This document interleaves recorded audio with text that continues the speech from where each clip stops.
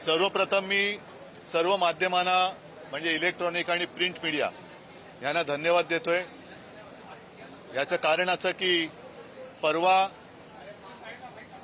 महाराष्ट्राच्या मराठी माणसाच्या आनंदाचा क्षण हा तुम्ही फार चांगल्या पद्धतीने सर्वांसमोर आणलात आणि मला माहिती आहे की माध्यमांमध्ये सुद्धा त्याच्यामुळे आनंद झाला।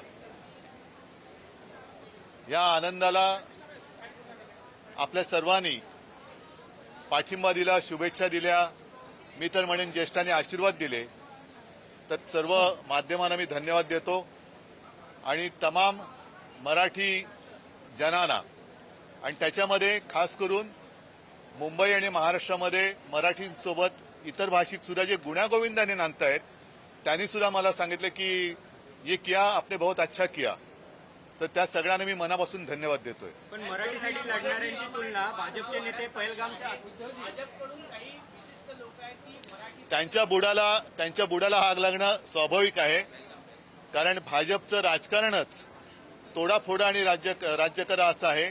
लोकांच्या घरांच्या होळ्या पेटवायच्या आणि त्याच्यावरती आपल्या राजकारणाच्या पोळ्या भाजायचा हाच भाजपचा धंदा हा आता संपलेला आहे। त्याच्यामुळे त्यांच्या बुडाला आग लागणं हे मी समजू शकतो।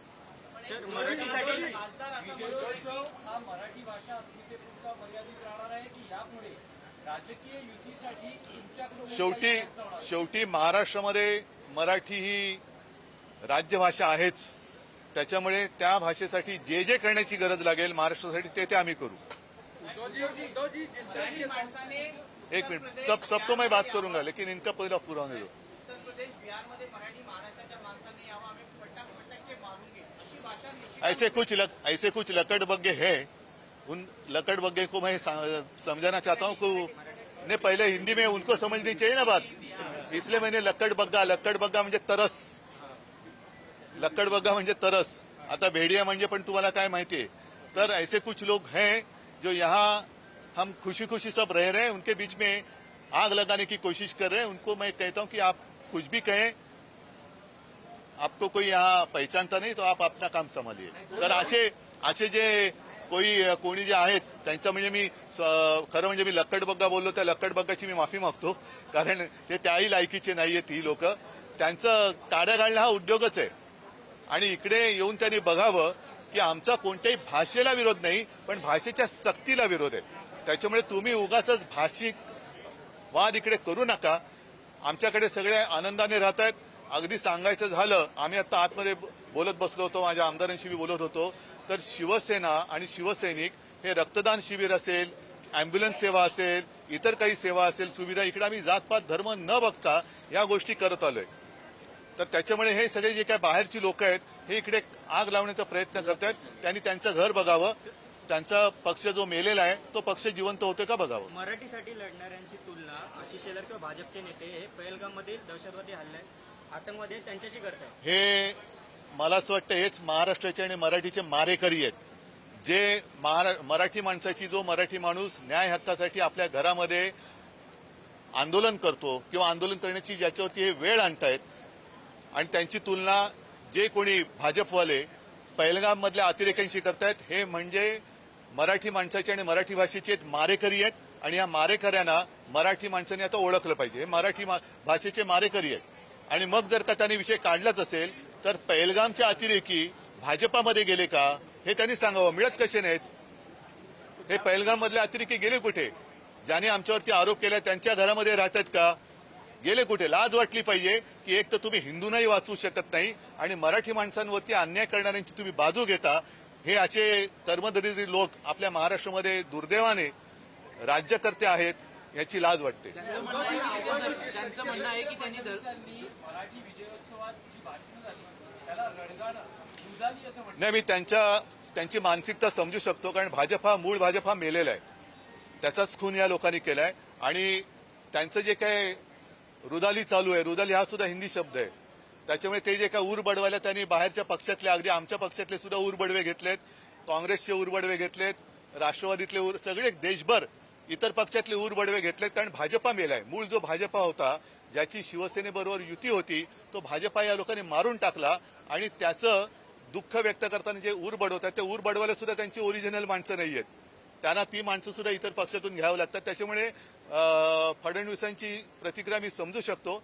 पण मराठी माणसाच्या आनंद क्षणाला ज्यांना रुदाली वाटत असेल, हे अत्यंत विकृत आणि हिणकस वृत्तीचे माणसं आहेत.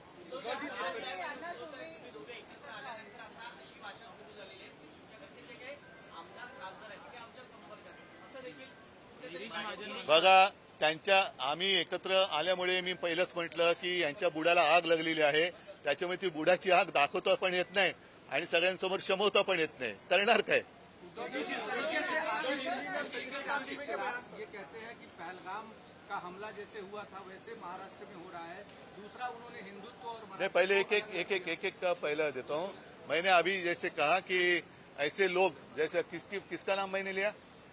नहीं, पहला जो पहलगाम में जिन आतंकवादियों के साथ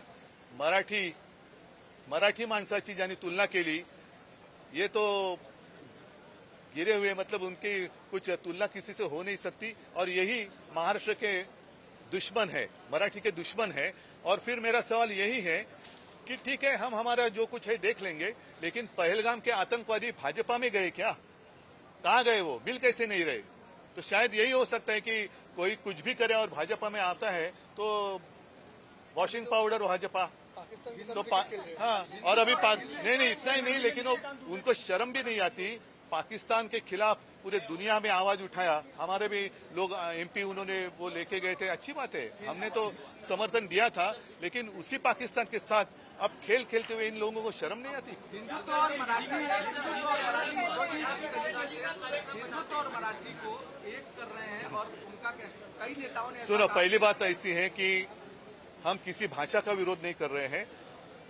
हम तो जबरन या सख्ती से हमारे ऊपर कुछ लादने की कोशिश कर रहे हैं, उसका हम विरोध कर रहे हैं. अब मैं कौन सी भाषा में आपके साथ बात कर रहा हूँ? हिंदी में तो कर रहा हूँ. हमारे सांसद यहाँ खड़े हैं, संसद में हिंदी में तो बोलते हैं. जबरदस्ती क्यों? और अगर जबरदस्ती करनी है तो जो उत्तर के राज्य है, चाहे उत्तर प्रदेश है, हमारी कोई दुश्मनी नहीं है, लेकिन वहां तीसरी भाषा कौन सी होगी?